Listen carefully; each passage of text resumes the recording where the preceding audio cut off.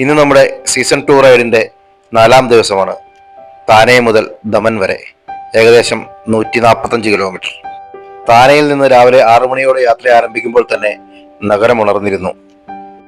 NH-48 നമ്മുടെ യാത്ര. നമ്മളിന്ന് സഞ്ചരിക്കുന്നത് മുംബൈയുടെ പരിസര പ്രദേശങ്ങളായ ഫൈവാണ്ടി, വസൈ, വിരാൽ, നലാസോപാര എന്നീ നഗരങ്ങളിലൂടെയാണ്. നമ്മളിന്ന് മഹാരാഷ്ട്ര സംസ്ഥാനം വിട്ട് ഗുജറാത്തിലേക്ക് കയറുകയാണ്. ഗുജറാത്തിലേക്ക് കയറുമ്പോൾ തന്നെ നിരവധി ചെക്ക് പോസ്റ്റുകൾ നമുക്ക് കാണാൻ സാധിക്കും. പോലീസ് ചെക്ക് പോസ്റ്റുകൾ, RTO ചെക്ക് പോസ്റ്റുകൾ, എക്സൈസ് ചെക്ക് പോസ്റ്റുകൾ, ഇങ്ങനെ നിരവധി ചെക്ക് പോസ്റ്റുകൾ ഇവിടെയുണ്ട്. ഗുജറാത്ത് സമ്പൂർണ്ണ മദ്യനിരോധിത സംസ്ഥാനമായതുകൊണ്ടായിരിക്കാം മറ്റു സംസ്ഥാനങ്ങളിൽ നിന്ന് വരുന്ന വാഹനങ്ങൾ കൂടുതൽ ചെക്ക് ചെയ്യുന്നത്. പറയാതിരിക്കാൻ വയ്യ, ഗുജറാത്തിലെ റോഡുകളൊക്കെ അടിപൊളിയാണ്. നോക്കത്താ ദൂരത്ത് കിടക്കുന്ന ഹൈവേകൾ, തീരെ തിരക്കും കുറവാണ്.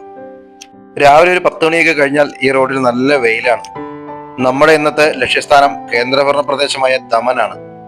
ഇടയ്ക്കിടയ്ക്ക് ചായയും സ്നാക്സും വെള്ളവുമൊക്കെ കുടിച്ച് ഞങ്ങളുടെ യാത്ര ഇങ്ങനെ തുടരുകയാണ്.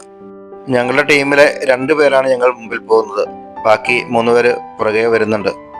ഇന്നത്തെ സ്റ്റേ ദമനിലായതുകൊണ്ട് എല്ലാവർക്കും നല്ല ഉത്സാഹവുമാണ്. ദമനെ പറ്റി പറഞ്ഞു കേട്ടിട്ടുണ്ടെന്നല്ലാതെ കണ്ടറിവില്ല. ആദ്യമായിട്ടാണ് ദമനിലേക്ക് പോകുന്നത്. ഞങ്ങളുടെ ലഞ്ചൊക്കെ കഴിഞ്ഞു. നല്ല അടിപൊളി ഗുജറാത്തി താലിയാണ് ഞങ്ങൾ കഴിച്ചത്. ഇവിടുത്തെ ഫുഡൊക്കെ അടിപൊളിയാണ് കേട്ടോ.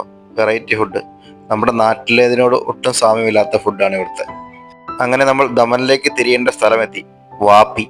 ഹൈവേയിൽ നിന്ന് നമ്മൾ തിരിയാൻ പോവുകയാണ്. ഇനി അങ്ങോട്ട് ഗ്രാമാന്തരീക്ഷമായിരിക്കുമെന്ന് കരുതുന്നു. ദാ അങ്ങോട്ട് ഹരിതാഭം, പച്ചപ്പും തെങ്ങും പാടങ്ങളും ഒക്കെയാണ്. ഇവിടുത്തെ ഗ്രാമീണർ കൂടുതലും ആശ്രയിക്കുന്നത് കൃഷിയെ തന്നെയാണ്.